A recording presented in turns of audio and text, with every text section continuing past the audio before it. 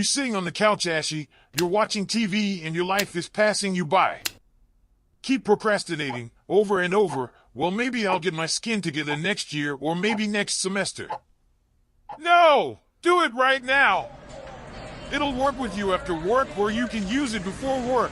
You can do whatever you need to do to use it. Go talk to somebody right now. They have to help you. You spend all day on the phone anyhow. Why don't you go to the website that's going to help you in your future? All you got to do is pick up the phone and go to www.ashkickin.com. Why are you making it complicated? It's easy. Shop Ash Kickin' online at www.ashkickin.com. Order your copy of Black Supremacy now, available on Amazon.com.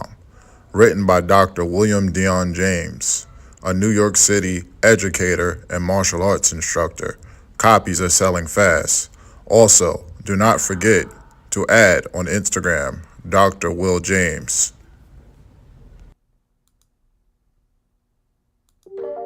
From the culture of the American South, where roots hold stories, comes a natural deodorant inspired by generations of wisdom. Introducing Rootwork, the all-natural foundational Black American-based deodorant infused with the magic of High John the Conqueror root. Our unique blend enriched with this legendary root offers 24-hour protection, rooted in the power of nature. Embrace this deodorant that celebrates culture, history, and your well-being. Unlock the magic of Rootwork today. Experience the pure essence of nature. Visit rootworkstyle.com and make the switch to a healthier cultural choice. Boom, there it is. What's going on with everybody in the room? How y'all living? What's happening with y'all, man? You guys good? Oh, we are in here. We're in here. We're in here. Shout out to everybody in the room. I'm turning on a little heat while I'm chopping it up. Shout out to everybody in the room. Shout out to the FBA family. Shout out to the international family. Hope you guys are living good. Oh, man, a lot of stuff we got to touch on tonight. Just waiting on everybody to get on in the room. Ladies and gentlemen, y'all pull up a chair, pull up a drink, pull up a beverage, and then let's enjoy ourselves. Let's chop it up for a minute. We got a lot to get into. By the way, I hope you guys got your Hidden Heroes from A to Z book from hiddenhistorymuseum.com, hiddenhistorymuseum.com. Hope you got that, because your children are in school and they need this. And I hope you got your Rootwork, all right, at rootworkstyle.com. Oh, man, a lot of stuff we got to talk about. Shout out to Cocoa Butter. Shout out to D. Tubman. Shout out to Nikki the God. Shout out to the mods. If my man Wartalk is in here, shout out to Michael Warden. If he's in here, I don't see him yet. What's up, Patricia Jenkins? Shout out to Patricia. Oh, man. But let's get right into it.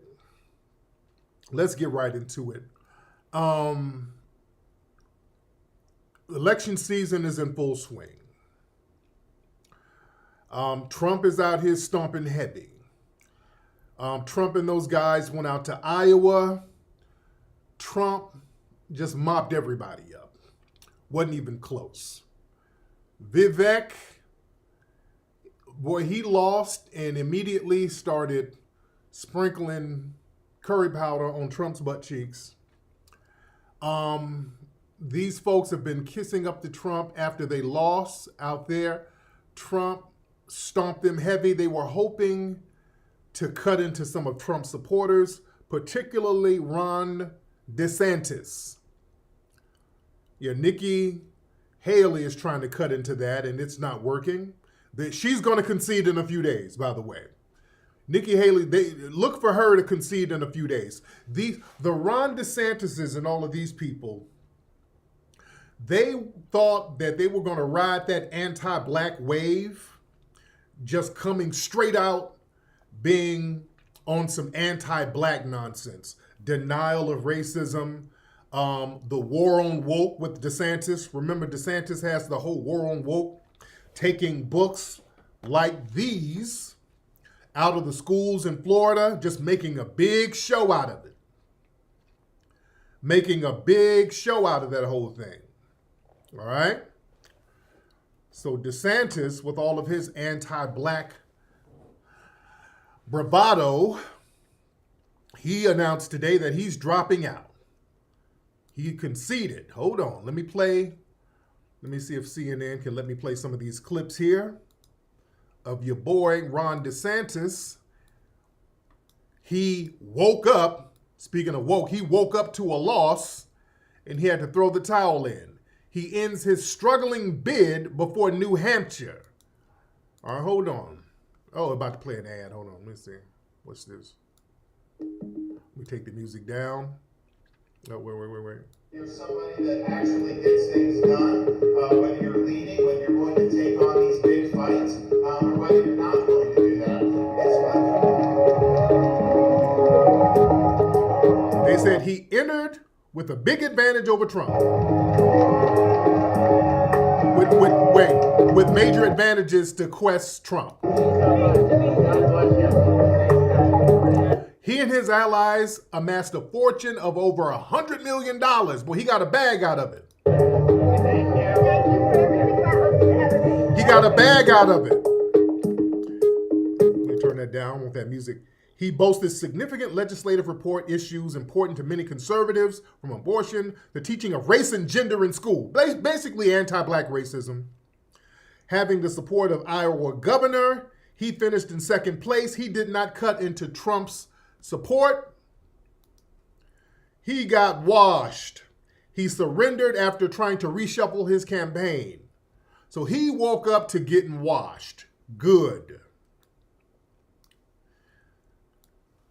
See, he thought that anti-black stuff was going to take him over the top. No, he's a buffoon and a clown. He has no personality. Yeah, he got a bag, though. Yeah, he got a bag out of it. Now, let's be clear. There is some money into that anti-black racism. There's a lot of money in it. But the thing is, you got to have something else. See, Nikki Haley, outside of being just a local yoko, on a nationwide scale, you can't pull that open anti-black racism on a nationwide scale. It's not going to work. You know? Because now when your name becomes associated with anti-black racism, there are a lot of white people who are like, you know, I don't like the niggers too much, but you're going there too much. If I support you, I'm going to look funny style. So a lot of people feel like they feel that way about DeSantis. See, DeSantis is down there in Florida with a lot of the Hicks, a lot of the anti-black immigrants down there. You better understand there's a lot of Latino immigrants down there that are supporting Ron DeSantis because they share the same anti-black views. That don't play outside of Florida like that. You dig? Because there's a lot of people who don't want their names and likenesses associated with open anti-black racism. See, the thing is, everybody knows that anti-black racism is the law of the land. And the denial game, see, Nikki is taking it to another level. Nikki Haley, she's trying to play the whole, what racism? Racism don't exist. I've never heard of racism. You heard of racism? This racism has never existed. And when people point out, well, what about these laws and what about the Constitution and what about all of these anti-black statutes? Well, no. It's the intent. It was the intent of all men being created equal. It was the intent. So she hasn't even fleshed her lie out yet. That she's going to crash and burn any day now. All right? She didn't even flesh her lie out that good. She's going to crash and burn at any moment. But DeSantis is out the game. The war on woke didn't work. He got his woke up call. Yeah, DeSantis' parents are immigrants. Yeah, of course. But that running on an anti-black ticket without being codified, now that's not going to work. That's not going to work. So at least Trump knows how to be codified with it. He has all these other people do the dirty work for him. You see, like, you know, the Proud Boys and Patriot Front, they just did a march, white supremacist group, Patriot Front. They just did a march. Where was that march? I just saw them doing a march somewhere. Was it in New York? Where was the march at? They did a march somewhere. So with Trump, you know, well, yeah, those are very fine people. There's very fine people on both sides. You know, Trump, he plays, at least he knows how to play the racism angle in a way that, you know, gets his hands off of it. You understand? DeSantis tried to be the Italian David Duke. And that's not going to work. Because when we have blatant racism like that, there's going to be a blowback. Oh yeah, he got his woke up call. Yeah, there's going to be a blowback. Now, let's be clear. I'm not saying all of this for the damn Democrats. Let's be very clear. All right. Oh yeah, by the way, who do y'all think is going to be Trump's running mate?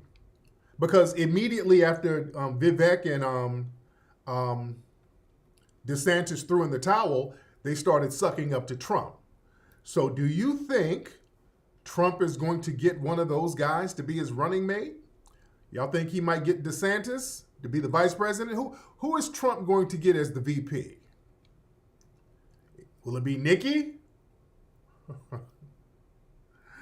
We already got an East Indian vice president now. We already got one. Kamala. Ben Carson, nah, them white supremacists ain't gonna go for that. Tim Scott, oh Lord. Did y'all see Tim Scott bucking them eyes? Family, did y'all see Tim, and he's trying. Tim Scott is trying to get in where he fit in. Family, let me play the clip of Tim Scott. When I say them eyes were a bucking, the eyes were a bucking. For real, for real. I'm telling you, he practiced the buck of them eyes. Family, look at this. Hold on, wait, hold on. President hold on. Hold on. Let me play this. Boy, look at the way these eyes are bucking. He had to practice this. This is not normal for eyes to be bucking like this, family. I'm telling you, this man practiced. He sat in the mirror to perfect his eye bucking. Hold on. Look at Tim Scott.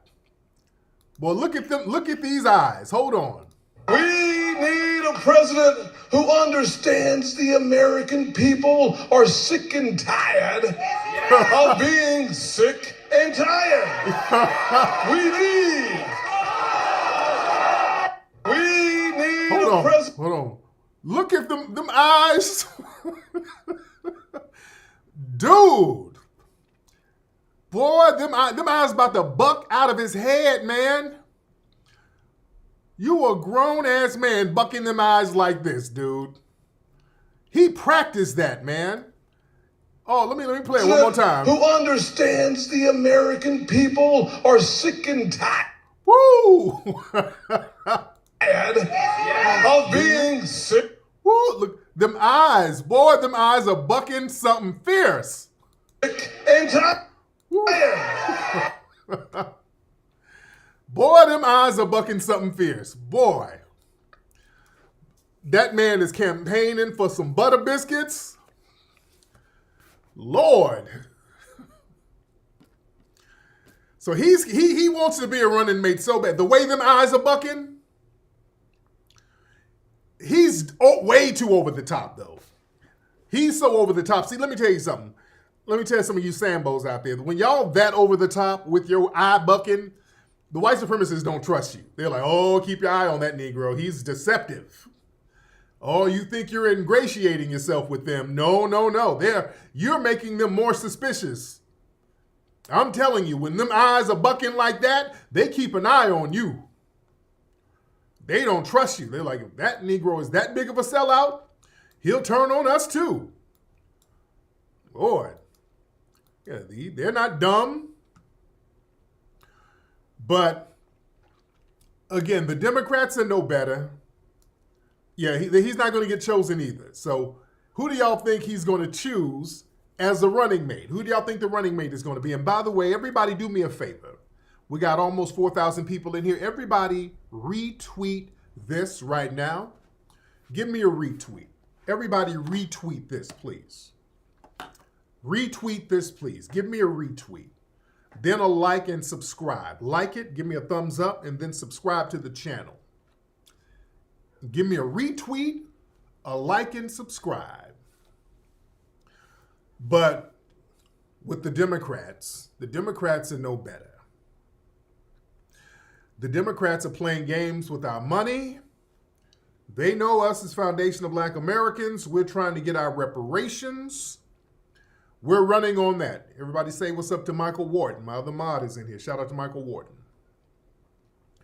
We're trying to get our reparations. And they're doing everything to give our tangibles to other non-citizens while playing games with us. Now, family, their black outreach is symbolic gestures. Family, as the Democrats and Biden are giving non-citizens shelter, financial payments, resources, free medical care, a free line of credit, job training. Well, they're giving people all of this stuff, family. Joe Biden is giving us this.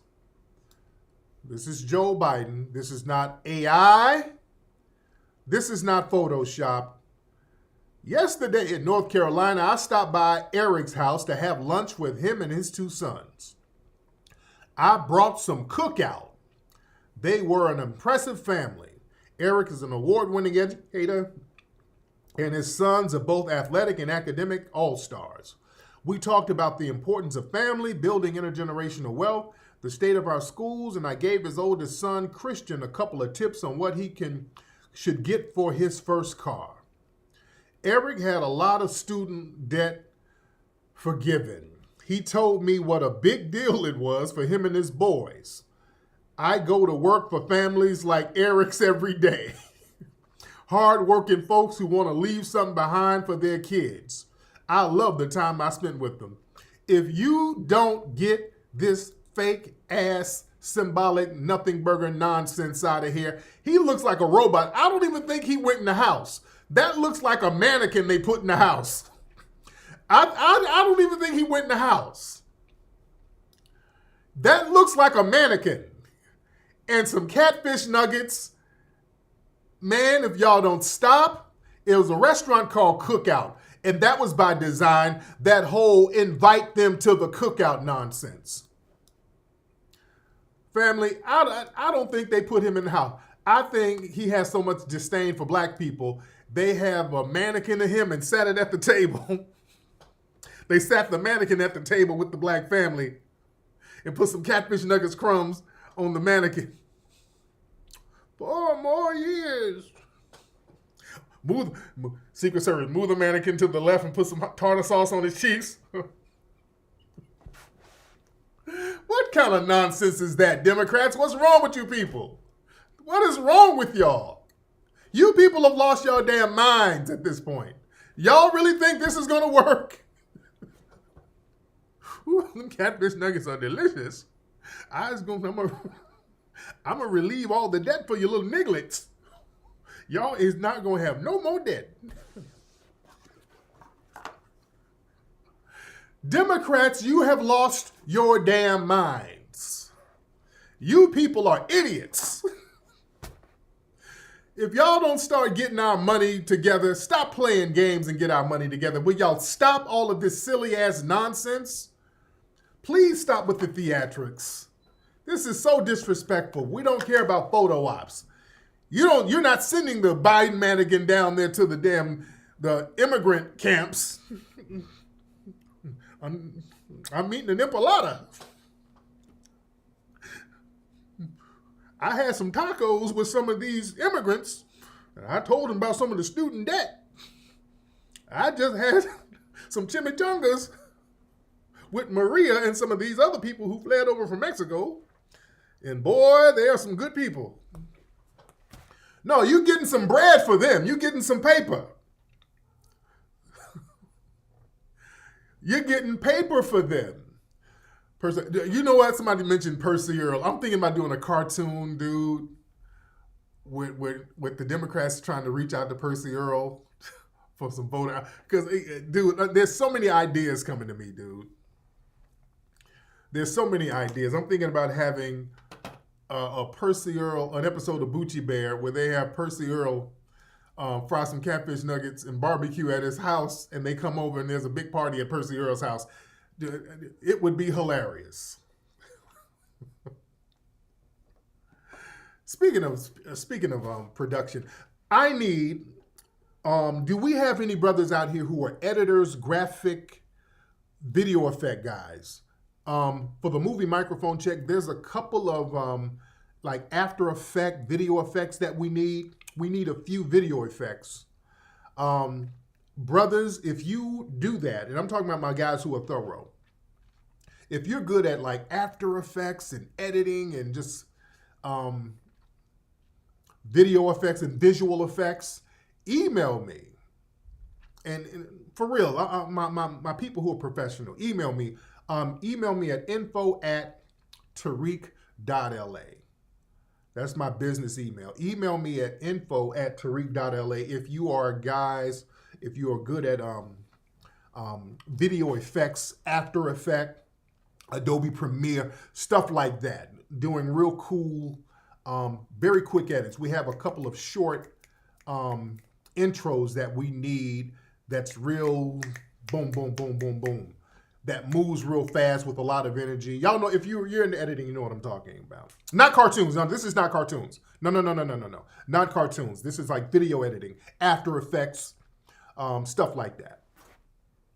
So email me at info@tariq.la. And please, the professional people only, because I get emails from people. I got a cousin who do some editing, and it'd be some real, they're using Microsoft Paint. I mean, they were using some real primitive ass stuff. So no. So my editors and my video effect guys, hit me up so we can get you on the Microphone Check project, and you get the film credit and the whole shebang. So anyway, man, Biden and those guys, it's just not happening. Man, look, we need stuff really specific to us. That student loan debt, that's not it. We need something specific for us because the student loan debt, that helps everybody. Them clearing the student loan debt, everybody benefits from that. Even people who have not been aggrieved. See, I'm not on this thing where we have to suffer and then everybody else benefit from our suffering. That's why I'm not with any lift-all programs. See, we don't benefit from the resources that's given to some of these non-citizens coming over here. We don't benefit from that. See, if anything goes to us, it has to benefit everybody. That's slavery all over again. Don't let people make it seem like student debt forgiveness is something for us that's that's some kind of black plan. The people and the descendants of the people who put us in this situation, they benefit from that too. So you're compounding more wealth for them too. And yeah, I ain't got no damn student loan debt. I don't have no student loan debt, so we're not going to play that game. So listen, we got to get things specifically for us. We're not going to play that game. We need tangible specifically for us. We need hate crime bills specifically for us, family. So many anti-black hate crimes are going on out here in Memphis. Shout out to Memphis.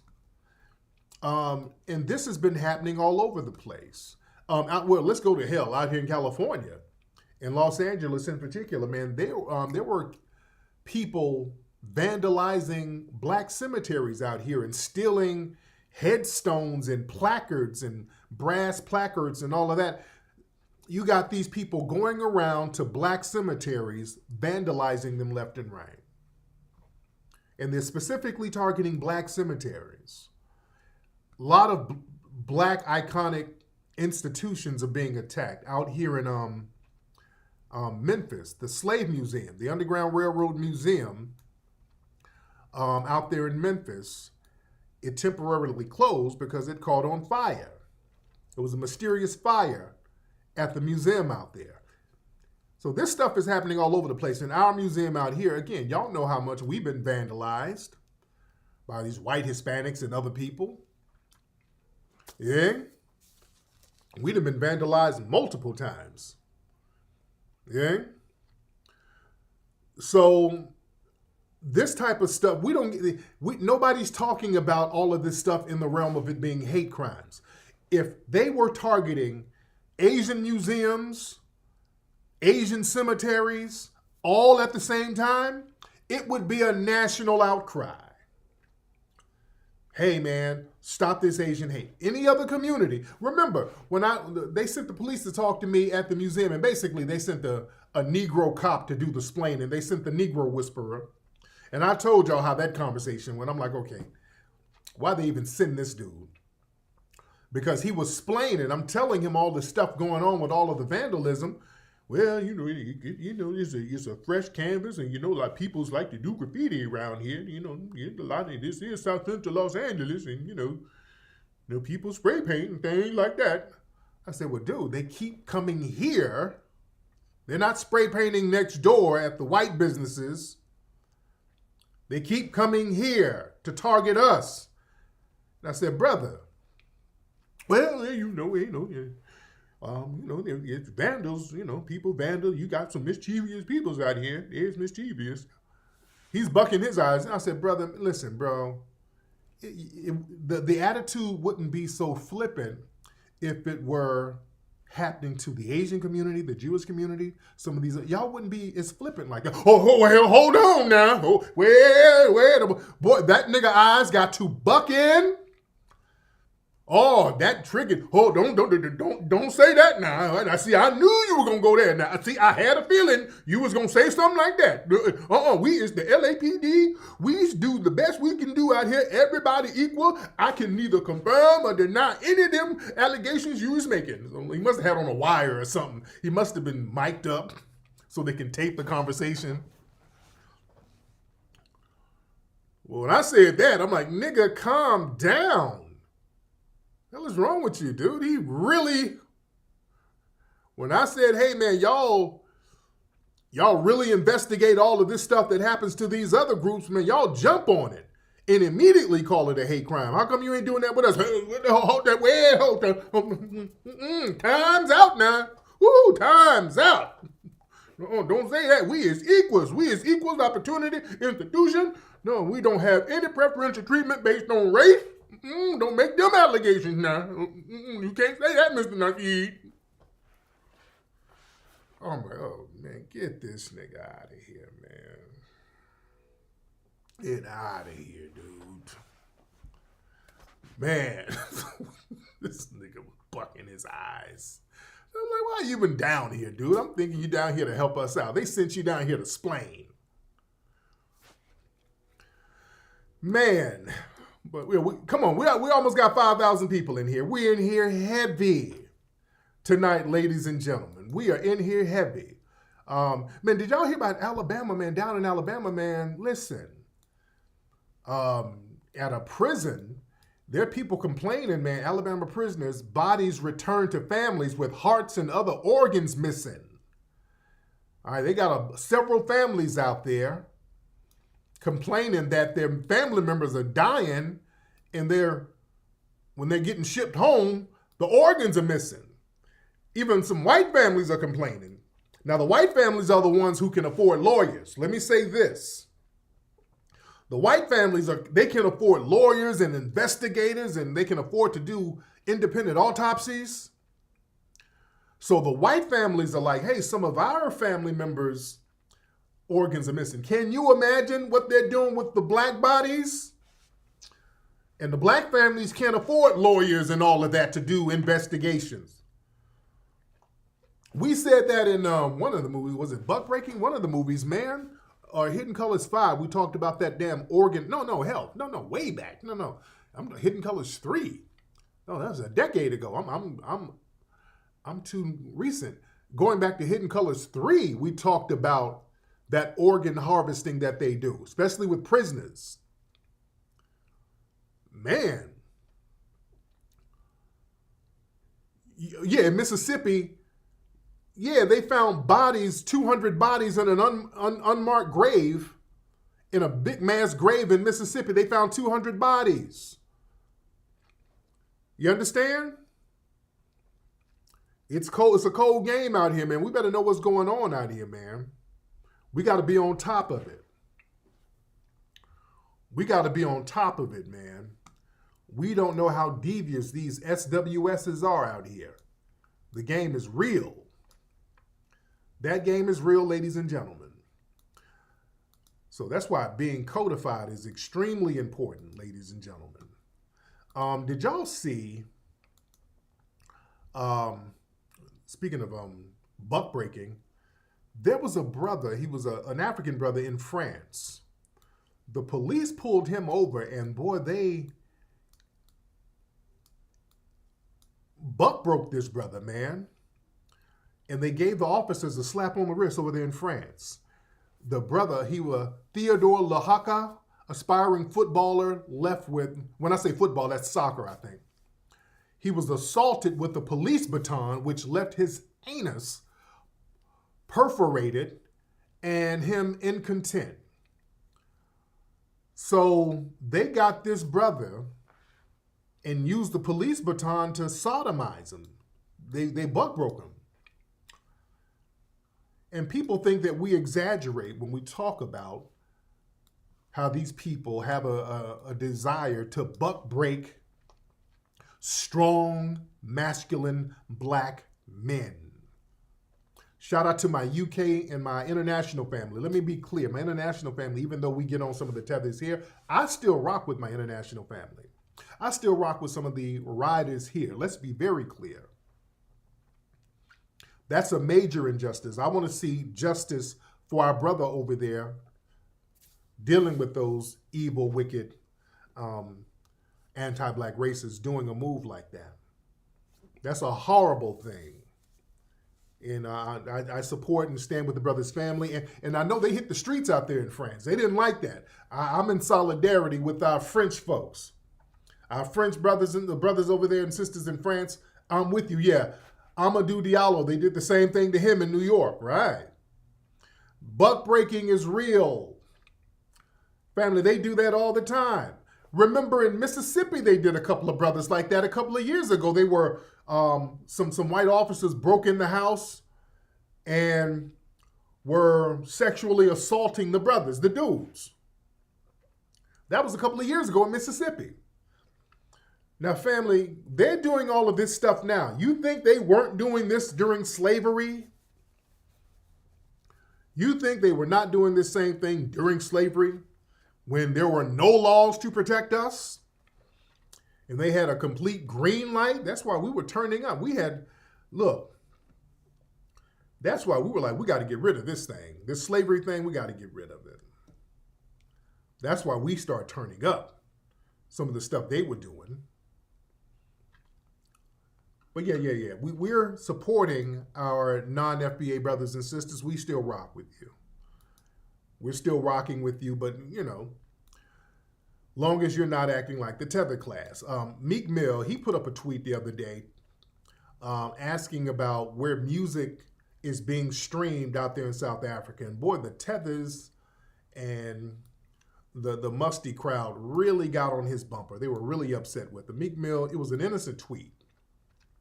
He was like, do a lot of people play my music in South Africa? I remember having on a big show out there a few years back. How do y'all listen to our music in South Africa? On what platform or in Nigeria? So he's just trying to see where it's being streamed. And they got offended by that. They thought that he was trying to make it seem like they were primitive. No, he's just trying to see, from an analytic standpoint, what platforms are you guys listening to his music? Is it on the radio? What are the radio stations? That's a legitimate question. Where are you hearing the music? What platforms? Is it a club? How are you hearing the music? Like over here, we can find out where music is being played. we can find out if it's being played, if it's being streamed on this app, like our Mink slide stuff. We can see where it's streaming. We can see where it's charting. We can see what time of the month people bought it. You can find all types of analytics. It was a very innocent question. So they jumped on it like, oh, this nigga, oh, you nigga. Hold on. We don't have any music streaming guys. We have this guy. He's the only guy who can stream Spotify. He's the town crier. So they got real upset. All right, hold on. It depends. We hear it through the trunk of an elephant. All right. So, yeah, we hear it like this. So they got offended. In Namibia, we take empty bottles to communicate with the ancestors, and the music start playing from the clouds. So, boy, they got really offended by that. What is this blood and grip thing? All right. So they got really offended and start with the unfunny troll stuff. And it's very unfunny and very unwitty. That's why they be getting roasted so much. In Africa, we don't stream our music. Our ancestors play music from the spirit world for us. You were lucky they chose your song. Y'all are not witty at all, man. It's a bunch of these corny, unfunny jokes. They think they're eating. It's boy, y'all sensitive. Boy, y'all are sensitive. They are extremely sensitive. He wasn't being funny style. He was asking an analytics question. It was a question about analytics. Yeah. So yeah, they got bent out of shape. Look, anytime we question anything about the culture over there, a lot of their insecurities just pop out. There's a lot of insecurities there. Speaking of insecurities and tethers, did y'all see over there in Minnesota, some Somalis, there was a fight with the Somalis and the black students there. And I'm not going to show the actual brawl, but from what I understand, a huge race-fueled brawl between black and Somalian students break out at a Minneapolis high school with parents who got arrested because they got involved. So there was, what is this? What's all this stuff? Okay, these are just screenshots. It was St. Louis Park School. So this girl right here, from what I understand, she got jumped by some Somali students. And from what I understand, they were calling her Jareers. This is what was reported. They were calling the black girl Jareers and all of this stuff. So they jumped her, and her kinfolks was like, oh, no, that's not going to happen. So her kinfolks went up there throwing hands and snatching off some hijabs and all of that. So they had to shut the school down because now the streets are talking. Yeah? The streets are talking. There's a school up there in Minneapolis. So they were like, hey, man, y'all not going to be coming over here beating up on kids now. Yeah? And I saw some of the clips, boy. The girl, her mom and her sister came up there throwing all types of hands.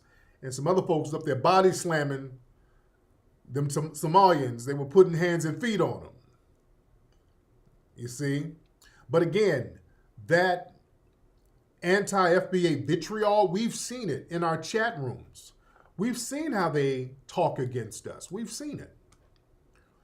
We see on the different apps, Clubhouse and all of that stuff, how these folks sit up here and talk real greasy about us. We see it.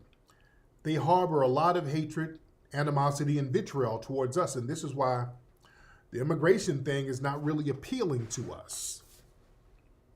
It's not really appealing to us. Somebody said the black and Somalian thing in Minnesota has always been a thing. Yeah, I believe that. I believe that. And again, the immigration thing is not appealing to us. There's too many people with hatred and jealousy towards us. So we ain't trying to have all that. Especially all these people that we We were the ones fighting to help get them over here. You see? So yeah, we're not playing any of those games no more. Yeah, they delineated first. Yeah, now people get mad because we delineate. They delineated first. They were the ones who delineated. You see?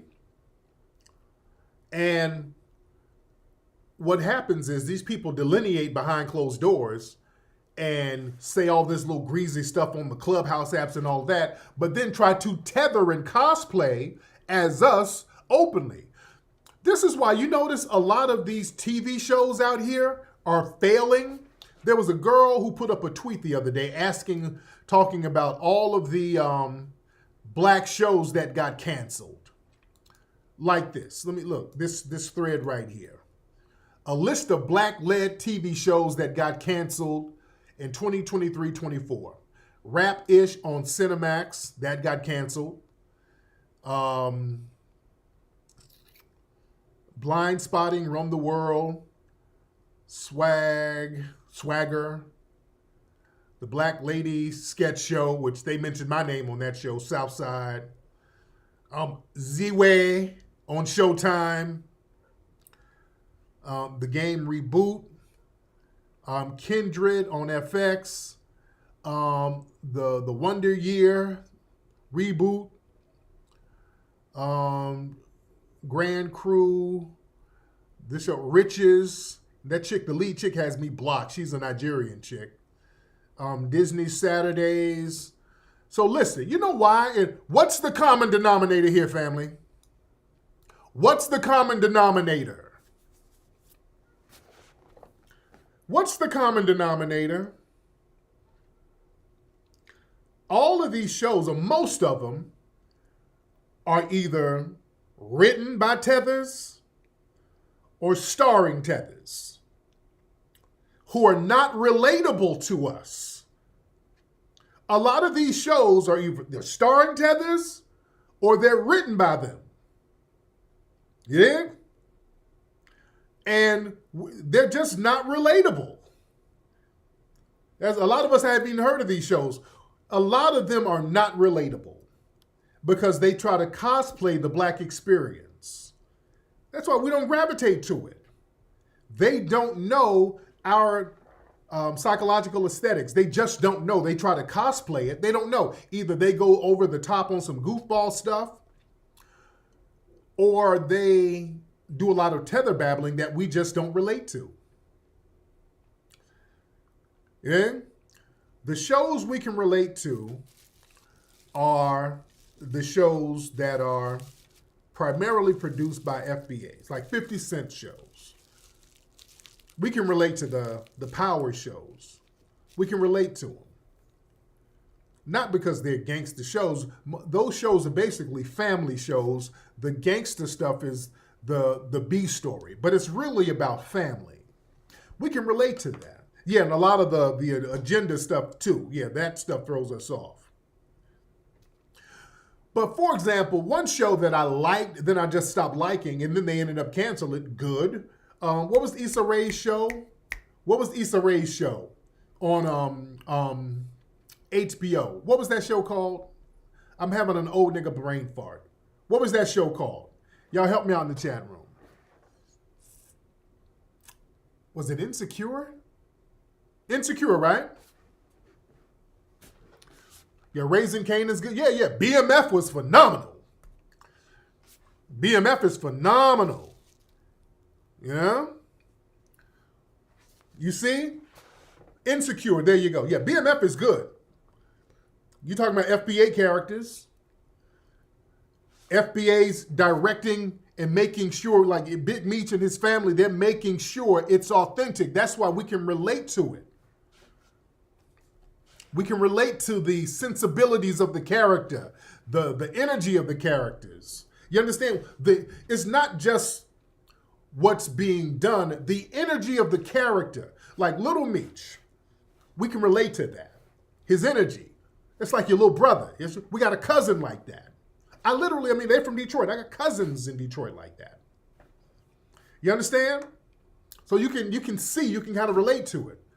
the way they walk, the way they vibe, the slang, the accent, it's relatable to us. Yeah? Yeah, Insecure. Now, Insecure was based on Issa Rae's web show. Was it Diary of an Awkward Black Girl? What was her web show called? Yeah, what was Issa Rae's web show called? Yeah, another show, Godfather of Harlem. Phenomenal show. Forrest Whitaker, we can relate to him. You dig? The star of the show, we can relate to him.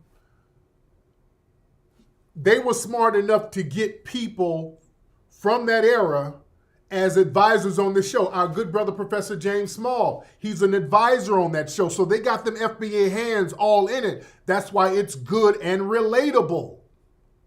Godfather Harlem is relatable. You got FBA hands all in it, man. Awkward Black Girl. Now, that awkward black girl thing worked because she comes from an immigrant background, so she's awkward trying to fit in social circles.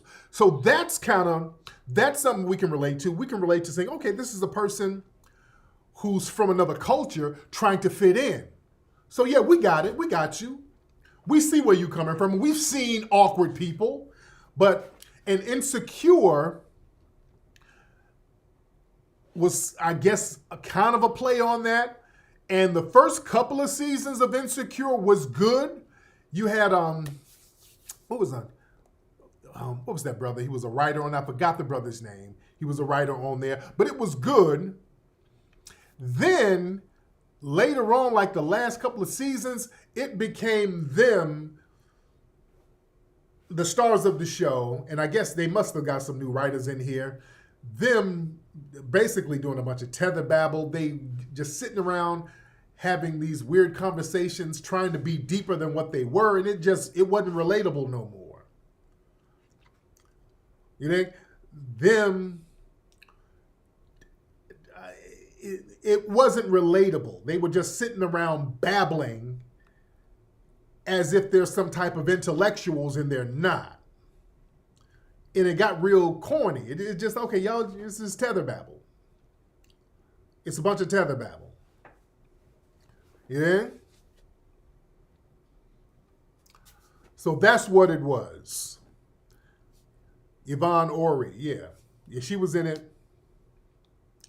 Yeah, Lawrence, yeah, after the Lawrence character left, yeah. But yeah, they started basically what it was, they were trying to cosplay us. They were trying to have conversations and kind of conduct themselves as us, as FBAs. Yes, Larry Wilmore. And it just got real, it lost direction. And it just became them sitting around tether babbling, trying to mimic conversations that we had. And it just wasn't believable. It just wasn't believable anymore. Oh, wait. Did Nikki Haley call it quits? Hold on, wait a minute. Hold on. Let me go to Twitter. Hold on. Wait a minute. Hold on. Somebody said Nikki Haley just called it quits. Hold on. Oh, uh-oh. Didn't I just say that an hour ago? Wait. Hold on. Where is it? I'm trying to see some verification here. Where is it? Where is it? Damn. Okay, damn. Well, did she call it quits? I'm not seeing what she called it quits. Okay. I don't see where she quit. I see she's trending. Let me Google it again. Somebody might be lying. Hold on. Let me see. Hold on. Let's be clear, because this is how rumors get started. Okay, I don't see anything in the news cycle where she called it quits. Okay, she didn't call it quits. All right. DeSantis, he quit. Okay, She didn't call it quits. Now, who said that? Go back and find the person who lied. What's up, Philanda? How are you, dear? Okay. Who lied? Who's the guy who lied? Yashawn Ya Black. Okay, there's a person named Yashawn, which sounds like a fake name. All right. This person lied. All right. And it might be a suspected white supremacist in here. All right. Yeah, I wanted to verify it first. I wanted to verify this first. Because these cats will get in here and lie like it's nothing. I love verifying stuff first. And we just verified this dude lied. So there it is. All right. We got to watch these cats. We got to keep our eye on them. All right.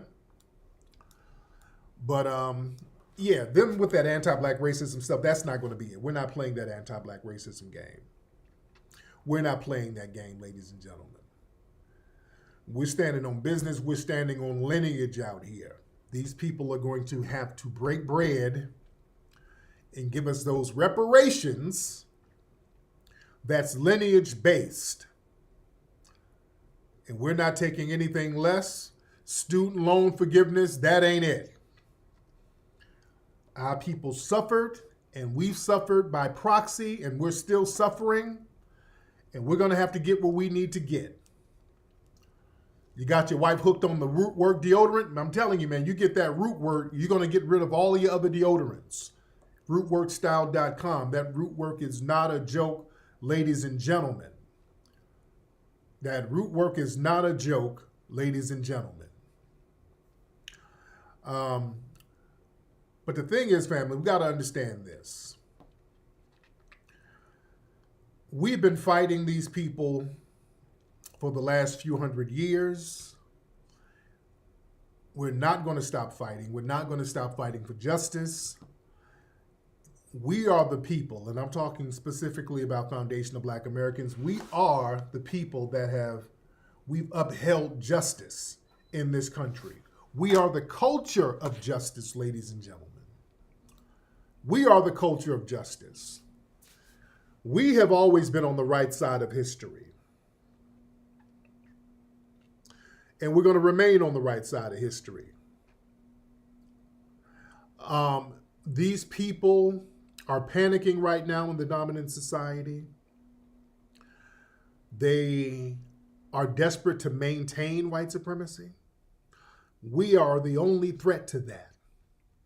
And we've always been the threat to that. All of the Nikki Haley's and the DeSantises, these people whose family immigrated over here from other places, these people come over here and punk out.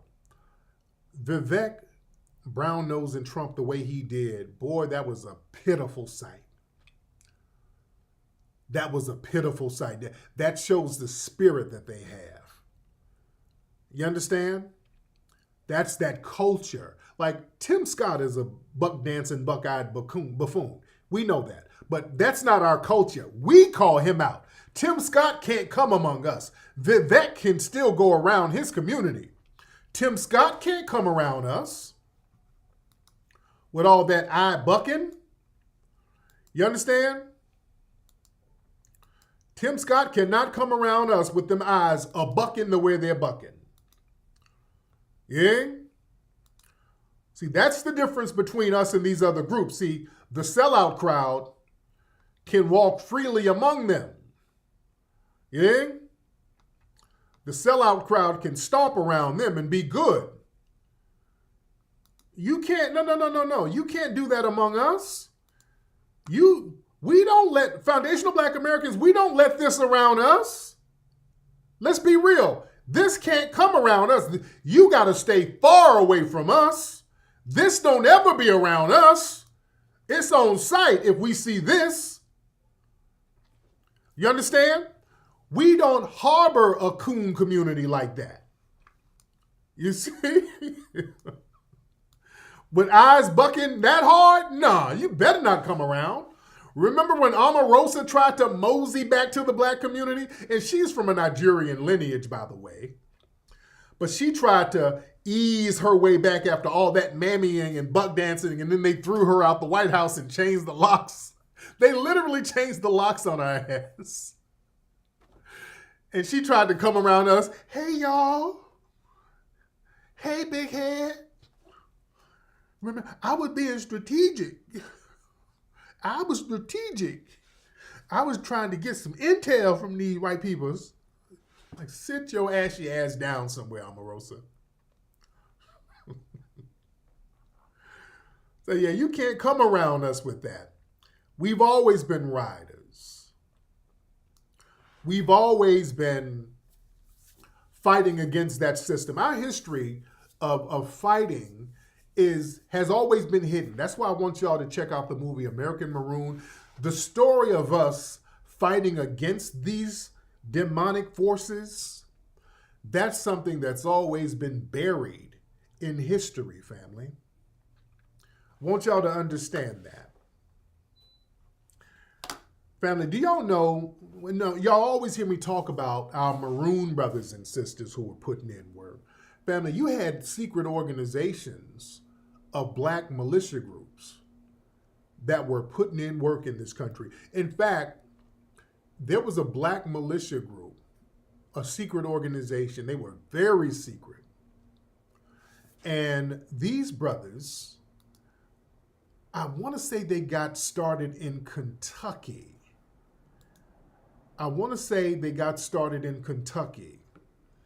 And they were called the Knights of Liberty. It was an organization called the Knights of Liberty. And these brothers were badass. And these brothers trained for 10 years. And they were going to get rid of slavery. These brothers trained for 10 years. It was a secret society. It was founded by Moses Dixon. There's a brother named Moses Dixon. And they were part of the Underground Railroad. Moses Dixon, this brother, he was one of the co-founders of Lincoln University. Still up there now. Lincoln University. But I think they got started in St. Louis or Kentucky, one of them places. But they were free black men. Listen, these were free black men who said this slavery thing has got to go. There are rebellions here and there, but the rebellions always get thwarted. So what they did, they said, look, we're going to get rid of slavery altogether. It ain't going to be no little one and done rebellion. We're going to stop slavery all over the South. They were going to have an armed revolution. These brothers secretly trained. They swore themselves to secrecy, and they screened everybody. They had different hand signals. Like if you saw one cat, you gave certain signals. That's where we get the hand signal stuff from. The Knights of Liberty, listen to me, man. These were some bad brothers. They said, no, what we do, we're not going to be like Nat Turner and these guys, have a little quickie rebellion. And I think Nat was trying to get to the Great Dismal Swamp. He just didn't make it there. They knew where he was going. But they were like, no, we're not going to hit the swamp. We're going to take this bitch over. These brothers planned for 10 years. They trained, militarily trained for 10 years. They were going to start hitting up plantations. They went around the country creating a network of riders with them. These brothers had 40,000 black folks ready to ride. And they had a very specific date when they were going to turn up. The rebellion was going to launch on a specific date. And they were going to work their way down to Atlanta, and Atlanta was going to be the headquarters. They were going to stop slavery and attack every slave plantation, slave owner. They were going to kill every white supremacist they found. And they said they were going to spare the women and children. But all the white supremacist males, they were going to kill them. If you were a slave owner, they were going to get that ass. They were ready to get busy. And they put it on hold because they were listening to the streets And they saw that a civil war was about to break out. So they knew the civil war was coming. They saw that the North and South were beefing. So they were like, hey, let's hold on, wait a minute. We might not have to, Moses Dixon. They were like, hey, we might not have to get busy right now. We might not have to get busy. Let's just hold up for a minute. Look like they're about to have a civil war, and this thing might end anyway. So let's see where they're going with this. So they knew the civil war was going. That's the only reason they stopped it. So they're like, either, okay, they're going to do the work for us. Well, hell, the Lord is looking out for us because, they have a civil war. That's going to stop slavery. And if they get to fighting each other, we going to jump in the mix and get it popping too. So we really going to get it popping. So the Civil War popped off, and those brothers, what they did, they actually did join the Union Army. Those brothers, many of them from the organization, they joined the Union Army, and they were absorbed in that. But they were going to turn up on their own. All right? When people talk about who freed us and all that, no. These brothers were going to turn up on their own. We were going to get ourselves up out of slavery. They had already did it in Florida. The Black Seminoles had already put in work in Florida. And you saw how shook we had them folks. So these brothers were about to do this thing on a nationwide level. The Knights of Liberty. And here's another thing, too, that's very interesting.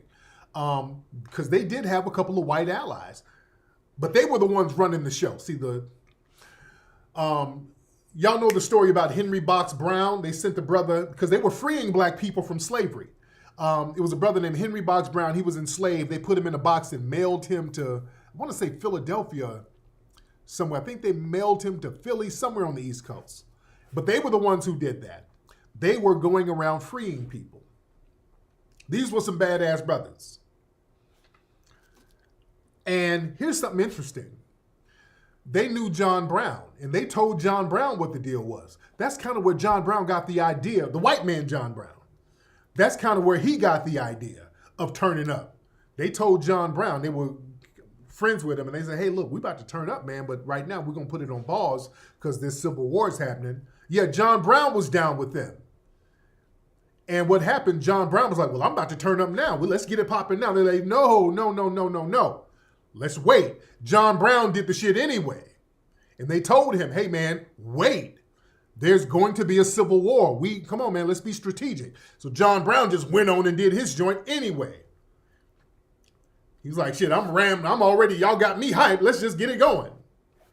And we saw how that turned out. But these brothers were very strategic. Yeah, these brothers were very, very strategic. They don't talk about them guys. They do not talk about the Knights of Liberty and some of these black secret organizations. We have some riders out here, man. People don't talk about how cunning and how militarily smart we were with guerrilla warfare. There's a lot of stuff we did. When I say we're the culture, ladies and gentlemen, we are the culture. We are the culture, man. There's so much stuff in our culture. Speaking of runaway slaves and us freeing ourselves, do y'all know a lot of the nursery rhymes and lullabies that we sing comes from a lot of black people who are runaways? A lot of those lullabies, those songs about babies going to sleep and all of that, that came from black people who were runaways and black people who were living in exile. Y'all got to remember, when black people were on the Underground Railroad and living in swamps, a lot of them had children. We had children with us. And think about this. You had to be extremely quiet. Back then, you didn't have traffic and city noise. Every little sound can be picked up from miles away. So when you had babies and you're fighting your way to freedom and you got your babies with you, you had to make sure these babies were quiet. Sometimes they would give them opium. Sometimes they would quietly sing lullabies to them. Hush, little baby, hush, little baby. You sing these little songs to them. That's where a lot of the lullabies came from. Yeah, the hush, little baby thing. That's where that came from, us singing to black children. See, they know that, like Hush Little Baby, they know that came from slavery, but they try to say it was black women singing to white kids. That's the lie they tell. they try to say that it was black women who were the mammies singing to the white kids. No. It was the black women singing to the kids on the Underground Railroad, singing to the babies they're trying to get free. A lot of those lullabies came from that. And even look at Hush Little Baby. That's one of the most famous ones. It was a patent in 1937. I think a sister out of Alabama owns the copyrights to like a version of Hush Little Baby. I think a sister out of Alabama owns the copyright to Hush Little Baby from 1937. I think that's when she copyrighted it. But Hush Little Baby, that was also a version of the Hambone song. Y'all know that? There's a lot of our history that, man, our history is so damn, when I say we're the foundation of history, we're deep. Hold on. The Hush Little Baby, do y'all know, y'all remember the Hambone song? That's kind of a variation of Hambone. It's basically a slow down version of Hambone. Now, Hambone, have you heard?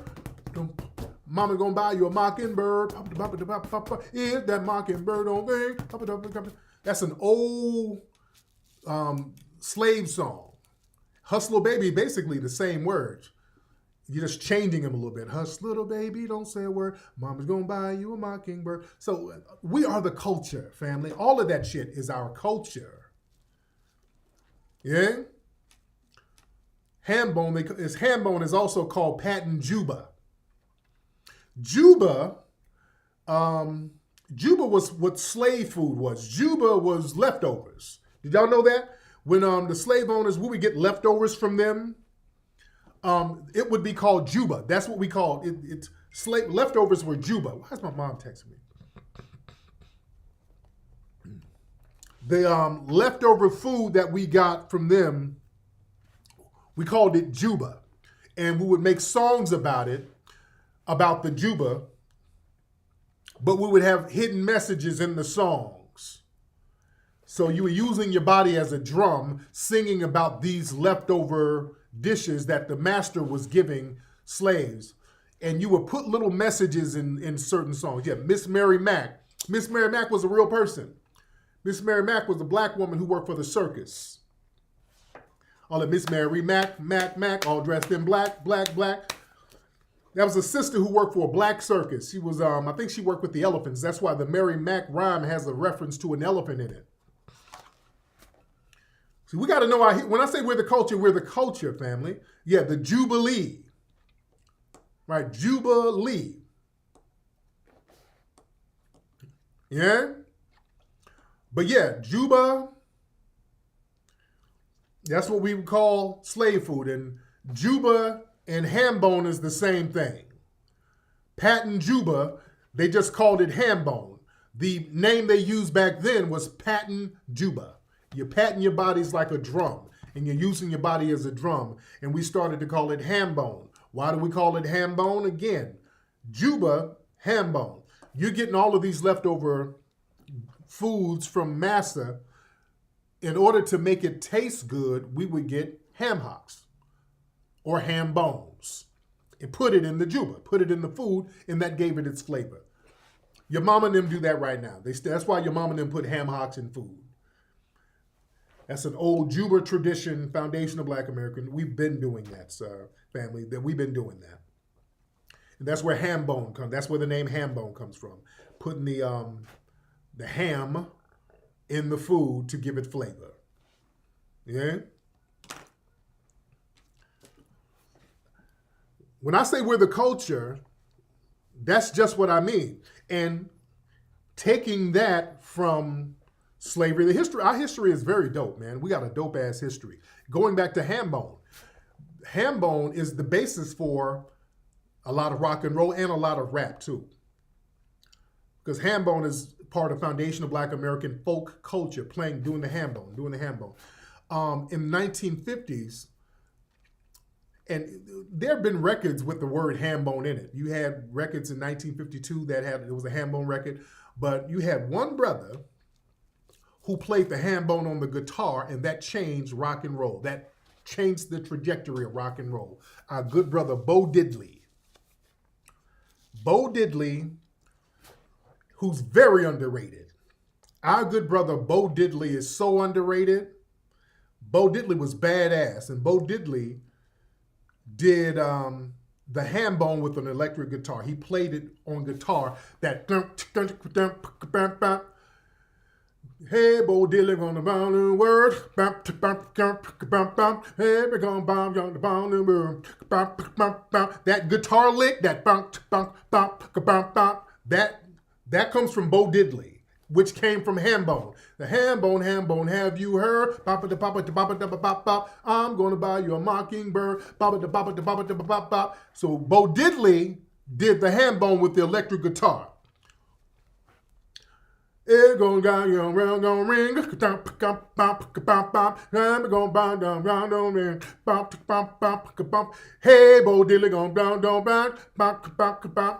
And that lick is the essence of rock and roll music. All of them rock guys took that. In fact, it's the Bo Diddley beat. I want candy, same thing. I want candy. George Michael, you gotta have faith. It's the Bo Diddley sound. They call it the Bo Diddley beat. Yeah? It's called the Bo Diddley beat. Yeah, Elvis stole all that. Of course, Elvis stole all that. That guitar riff is the basis for rock and roll. That lick right there is the basis for rock and roll.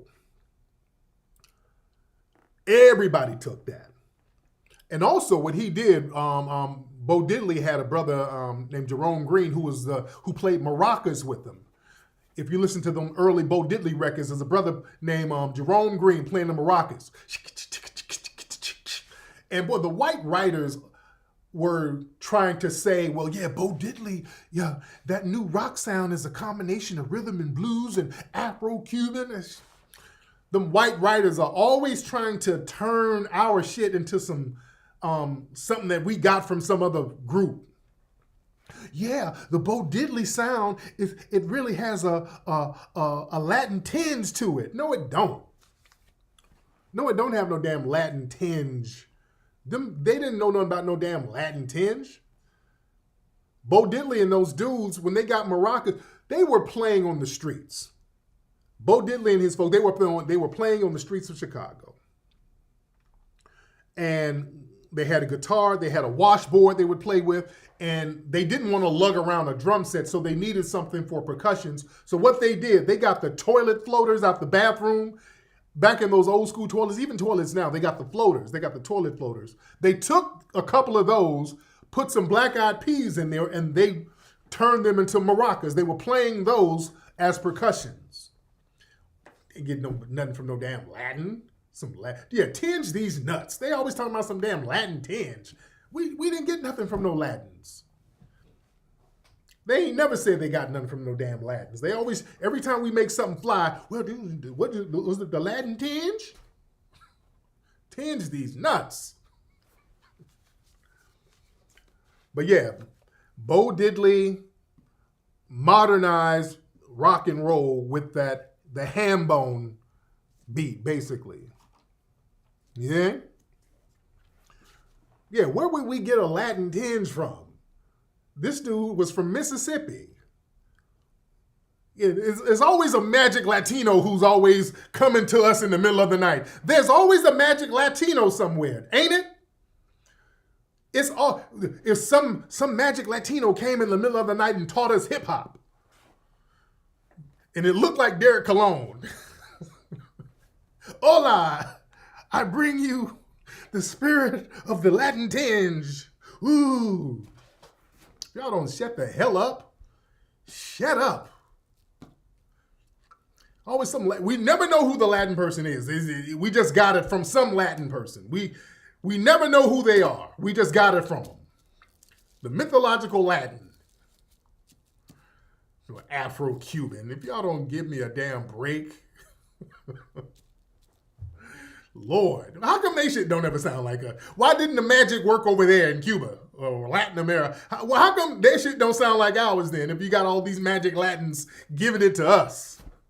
The Magic Latins gave y'all jazz with the jazz tinge to it. The Latin tinge.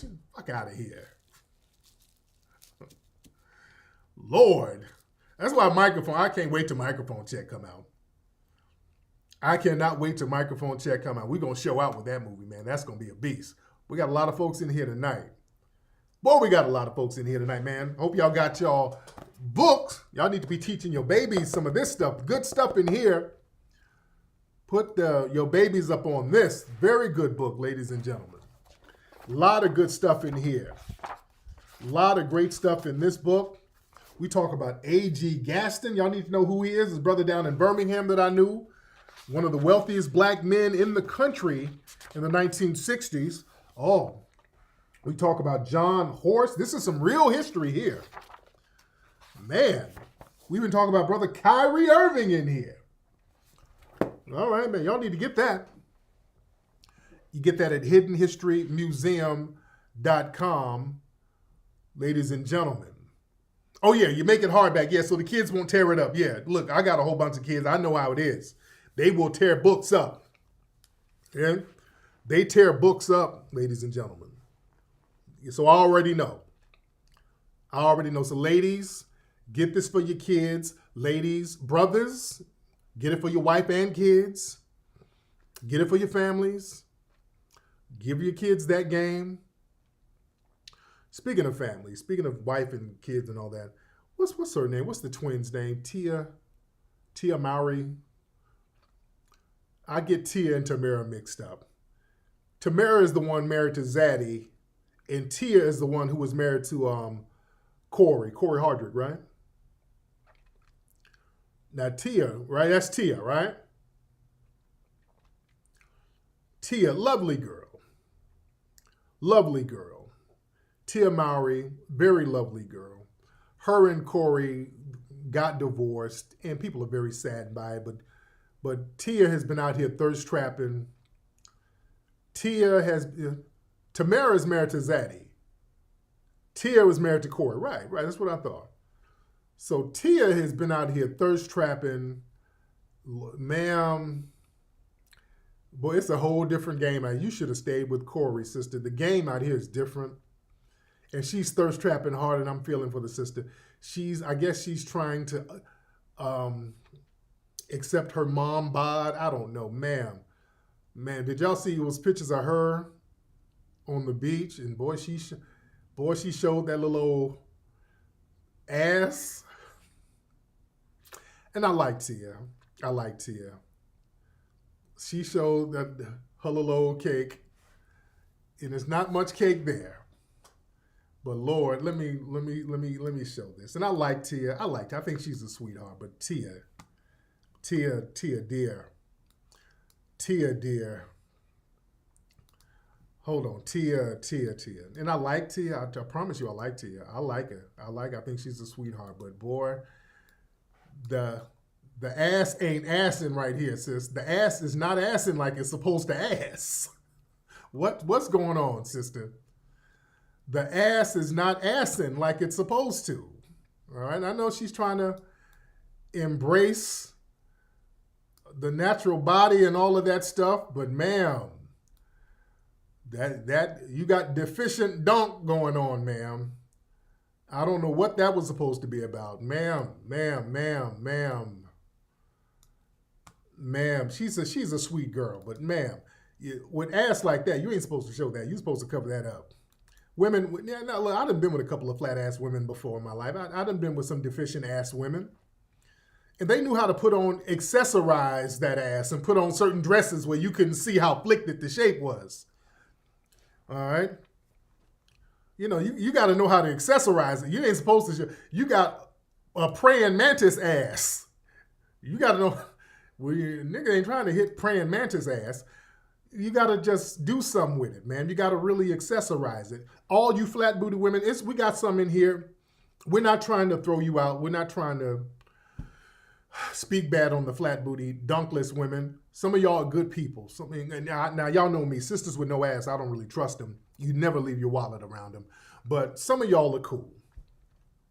You know, when you have ass like that, you got to emphasize other things. When you rocking with this, you supposed to push the cleavage up a little bit more, make the lipstick more pronounced to show niggas what that mouth do. But that ass, no. Man, this ass ain't it right here. Ass look like somebody cut open a papaya. That's just not it. I don't know what's going on with that ass. That ass look like somebody pinched 2 Fig Newtons together. That ass ain't it. She's a sweet girl. I like Tia, but damn. That ass is not it, ma'am. You know, she can still get loved on now. Let's be clear. We just have to do it missionary. Your missionary game got to be insane. That's the thing. Hitting it from the back is not a question. No, we can't do that.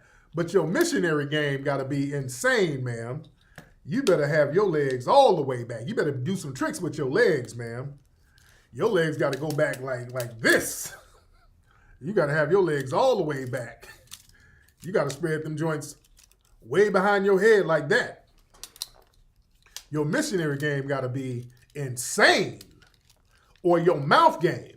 Because I knew a girl. I had a girl years ago, and I know my wife is listening. Lord, Lexi, I don't want to hear your mouth when I come in the house. Lord, I don't want to hear your mouth. I know my lady is watching, because then I have to explain shit to her ass. But I had one of them little narrow-assed women. Some of y'all are just narrow-assed. I had a little old narrow-assed woman back in the day, but that mouth game she made up for it.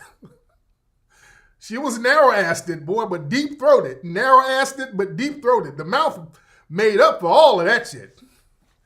The mouth made up for it. So you gotta, your boy, the throat game gotta really, really be on par. Now, I don't want to have to explain when I go in the house, because my woman be wanting to know about everybody I done been with. Hey, who is this flat ass bitch you used to be with? You never told me about no flat ass bitch. Why I gotta tell you about everybody I date? I gotta tell her everything about everybody. What's her name? I'm about to look this bitch up on Instagram. I don't know her Instagram. Ain't been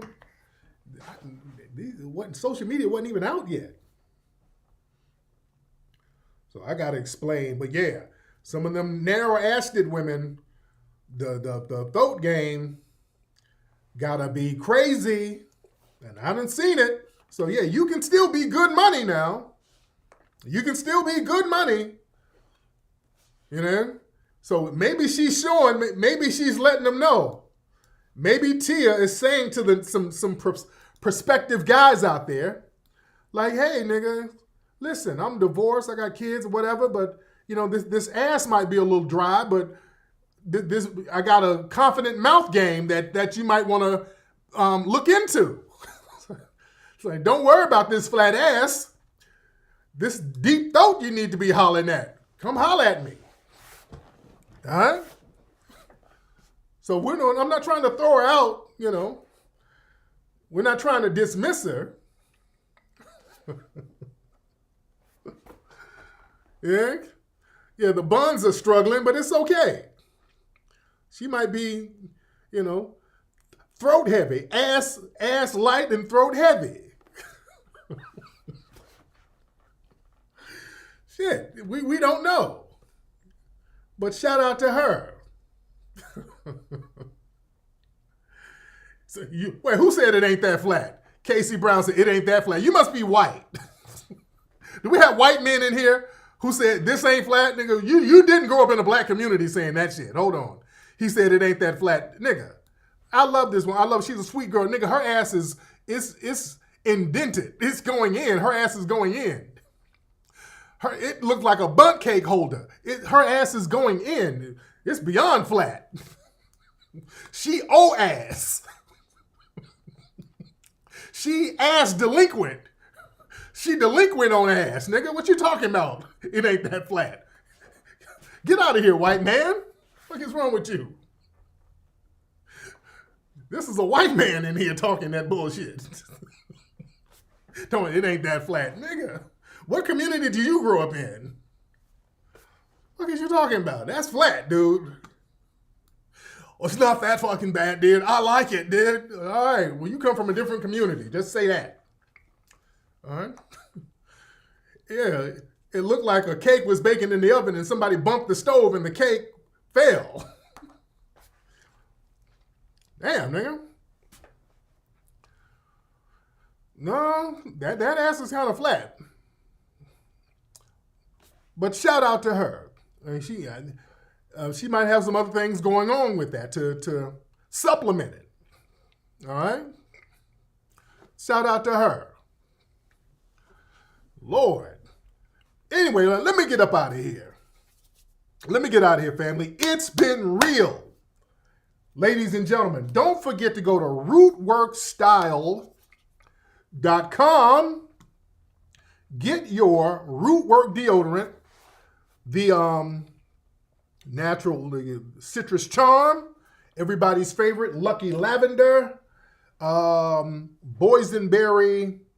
I mean, what am I saying? Boysenberry, Biloxi Blueberry. I'm making up names and shit. Boysenberry. This is Mango Mojo. All right. Rootworkstyle.com. Rootworkstyle.com. All right. Anyway, y'all, I'm up out of here. It's been real. Go to hiddenhistorymuseum.com. Remember, get this book. And also, everybody make your monthly donations to the Hidden History Museum, because that's how we stay open, ladies and gentlemen. Everybody make your monthly or weekly donations to the Hidden History Museum. And we have an institution that we own. It's a prideful institution, and we need the community to help us maintain that institution. So just every little bit counts. Go to hiddenhistorymuseum.com, ladies and gentlemen. All right, man. Y'all have a great week. Papi Akute and Lila Vuve to the family. Y'all be good.